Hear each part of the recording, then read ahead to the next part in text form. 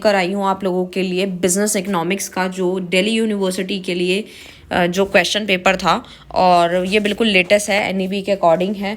और मैं चाहती थी कि आप लोगों से इसके डिस्कस करूं इस क्वेश्चंस के बारे में, क्योंकि बहुत सारे बच्चे इसका पेपर देके आ चुके हैं और बहुत सारे बच्चे दूसरी यूनिवर्सिटी के अगर प्रिपेयर कर रहे हैं बिजनेस इकोनॉमिक्स को, तो उनके लिए भी ये क्वेश्चन इंपॉर्टेंट रहने वाले हैं। वैसे तो मैंने ऑलरेडी इंपॉर्टेंट क्वेश्चन बताए थे, बट स्टिल अभी हम डिस्कस करेंगे कि कौन कौन से क्वेश्चन इसके अंदर आए थे इंपॉर्टेंट क्वेश्चन में से, और कौन कौन से क्वेश्चन नहीं आए थे। सो पूरा का पूरा डिस्कशन रहने वाला है। जिन बच्चों ने एग्जाम दे दिया है वो भी ये वीडियो देखें, और जिनका आगे पेपर है वो भी ये देखेंगे, तो इससे काफ़ी सारी इन्फॉर्मेशन आप लोगों को मिल जाएगी। सो ये रहा आपका बिल्कुल फर्स्ट क्वेश्चन जो कि आपके सामने है, और हम ये भी मैच करेंगे कि कौन कौन से क्वेश्चन आप लोगों के एग्जाम्स में मैंने बताया था कि आने वाले, और वो आए भी हैं। सो एक लाइव प्रूफ रहने वाला है, साथ साथ आपको इन्फॉर्मेशन भी मिलती रहेगी कितने मार्क्स आपके कटेंगे, कितने आएंगे। तो वीडियो के बिल्कुल एंड तक बने रहें। तो फर्स्ट क्वेश्चन जो दिया गया उसमें 2 पार्ट दिए गए थे, जो कि पहला क्वेश्चन क्या है, डिमांड पे है, यानी कि आपको एक डिमांड शेड्यूल यहाँ पर जो है एग्जाम्पल के तौर पे इलस्ट्रेट करके समझाना है, और एक ये पूरी एक जो लाइन है वो आपको दी गई है। तो डिमांड चैप्टर से तो मैंने बोला ही था कि डिमांड से क्वेश्चन ज़रूर आएगा, और 9 नंबर का क्वेश्चन आया भी है। बी पार्ट जो है वो आप लोगों के सामने है, जो कि दिया गया है यहाँ पर। A consumer is having preference of 2 complementary goods, pen and ink का एग्जाम्पल दिया है, and draw and explain the diagram for given quantity and price of complementary goods, also measure the cross elasticity of pen and ink with the following information. तो मैंने ये तो बताया था कि type of elasticity is very very important, and cross elasticity से question बना भी है, जो कि 9 नंबर का है। ठीक है, क्वेश्चन को बिल्कुल सीधा नहीं पूछा, लेकिन थोड़ा सा घुमा के पूछा, लेकिन जिनको जो बच्चे पढ़कर गए थे, लाइक बहुत अच्छे से जो इंपॉर्टेंट टॉपिक करके गए थे, तो वो ये ज़रूर कर पाए होंगे। और आगे वाले जो बच्चे प्रिपेयर कर रहे हैं वो इंपॉर्टेंट टॉपिक ज़रूर करें। और जो मैं डिस्कशन करती हूँ क्वेश्चन पेपर की, और मैंने अलग से एक प्लेलिस्ट भी बना रखी है क्वेश्चन पेपर की, क्योंकि जब से एनईपी आया है दिल्ली यूनिवर्सिटी के क्वेश्चन पेपर बिल्कुल लेटेस्ट वाले, वो मैंने सारे अपलोड करे हैं सारे सेमेस्टर के। और कोई सेमेस्टर रह गया तो आप कमेंट कर सकते हो, मैं उसके ऊपर भी ज़रूर बनाऊंगी। और मैं चाहती हूँ ना कि जो क्वेश्चन पेपर होते हैं वो ये वाले थोड़े से ज़्यादा बेटर होते हैं आप लोगों को दिखाने, क्योंकि इसके अंदर क्या होता है कि आपको एक लाइव प्रूफ मिल जाता है कि हाँ ये सच में क्वेश्चन पेपर है। आप देख भी सकते हो किसी बच्चे ने भेजा है, और बच्चे का हाथ भी आप साइड में देख रहे हो। तो इस तरीके से थोड़ी आप लोगों को एक अच्छा सा एक प्रूफ मिल जाता है, और एक दिल को तसल्ली हो जाती है कि हाँ एक्चुअल में यूनिवर्सिटी ने यही क्वेश्चन पूछा है। ऐसे तो बुक के पीछे भी आप बहुत सारे ऑथर की बुक्स उठाएंगे, उसमें बहुत सारे क्वेश्चन पेपर मिल जाते हैं, बट स्टिल कहीं ना कहीं जब क्वेश्चन नहीं मिल रहे होते, या कई बार कुछ क्वेश्चन एक्स्ट्रा ऐड हो जाते हैं, तो उस चीज़ के लिए भी थोड़ी सी दुविधा जो होती है वो खत्म हो जाती है जब ऐसे वाले क्वेश्चन पेपर हम लोग देखते हैं। सो सी पार्ट जो है, और में ऑप्शन दिया गया था कि जिसको अगर ए और बी पार्ट नहीं आते तो वो सी और डी वाले भी कर सकते हैं। तो प्राइस इलास्टिसिटी ऑफ डिमांड के ऊपर क्वेश्चन है, और इक्विलिब्रियम के ऊपर क्वेश्चन था। ठीक है, तो इतना मतलब मैंने बताया था कि जो टॉपिक बताया सेम वही आए हैं, और क्वेश्चन डायरेक्ट तो बिल्कुल सेम नहीं आएगा, बट स्टिल जो है ये आपसे पूछा गया था। सो बेसिकली यहाँ पर जो क्वेश्चन नंबर 2 है आप देख पा रहे होंगे, सेकंड क्वेश्चन जो है उसके 2 पार्ट यहाँ पे दिए गए थे, जो कि first question indifference curve is not a convex, यानी कि आईसी से पूछा गया क्वेश्चन है, और थोड़ा सा घुमा के पूछा कि वो कन्वेक्स क्यों नहीं है।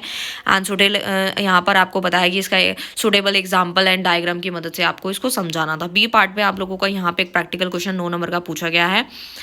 एंड साथ ही साथ अगर जिनको ये नहीं आता वो सी और डी ऑप्शन वाले भी यहाँ पे कर सकते हैं। एक तो कर्व पूछा गया आपसे, ठीक है, एंड ठीक है, और बेसिकली जो आपका डी पार्ट है वो फिर से कंज्यूमर इक्विलिब्रियम के ऊपर है, और मैंने बताया भी था ये सारे टॉपिक वही हैं जो आप लोगों को मैंने इंपॉर्टेंट टॉपिक में बताए थे। थर्ड क्वेश्चन 9 नंबर के 2 पार्ट्स दिए गए हैं, जिसमें प्रोडक्शन की स्टेजेस पूछी गई आपसे, और आपका long run average and marginal cost curve जो है वो मैंने बताया ही था, और वो एड ऑन भी हुआ था, क्योंकि जो टॉपिक आप लोगों के आपने सोचे थे कि इकोनॉमिक्स आपने क्लास 11th में भी पढ़ी है, तो वो क्वेश्चन तो टॉपिक तो है ही है, बट जो नया कुछ एड ऑन हुआ है तो वो भी आपसे पूछा गया है।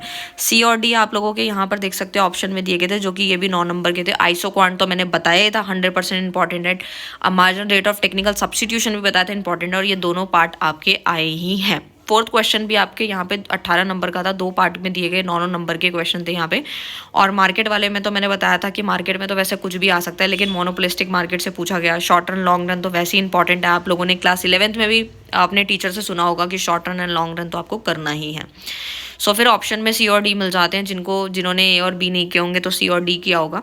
और ये टॉपिक इतने इंपॉर्टेंट है कि अगर आप किसी भी यूनिवर्सिटी से हो तो ना, आप ये आज नोट कर लेना, ये टॉपिक आपके एग्जाम में ज़रूर दिखेंगे।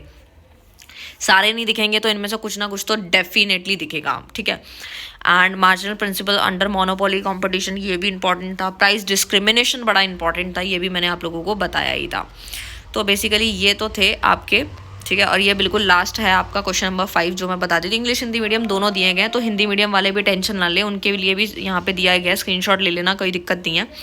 5th क्वेश्चन में आपसे क्या पूछा, थोड़ा सा जूम कर देती हूँ। इसके अंदर पूछा how does reaction curve of the duopolistic help in determine the Cournot equilibrium. देखो कॉटनॉट मॉडल का तो वैसे ही मैंने बताया था, पीक लोड प्राइसिंग बताया था, रेंट कंट्रोल भी बताया था, तो ऐसा कोई टॉपिक नहीं है जो मैंने ना बताया हो। देखो आप लोगों के साथ लाइव प्रूफ है, आप चाहो तो इंपॉर्टेंट टॉपिक वाला वीडियो खोल लेना, टॉपिक नोट कर लेना और इस क्वेश्चन पेपर को मिला लेना, ठीक है। एज इट इज़ हम पूरा क्वेश्चन नहीं बता सकते, क्योंकि देखो यार हम क्वेश्चन पेपर तो सेट नहीं कर रहे, बट हम एजम्पशन इतनी हद तक दे देते हैं ना, हमारा जो एक्सपीरियंस है, हम काफ़ी टाइम से क्वेश्चन पेपर देख रहे हैं, पढ़ा रहे हैं, तो उसके अकॉर्डिंग हम जो बताते हैं वो आते भी हैं, बच्चे कमेंट्स भी करते हैं, ठीक है।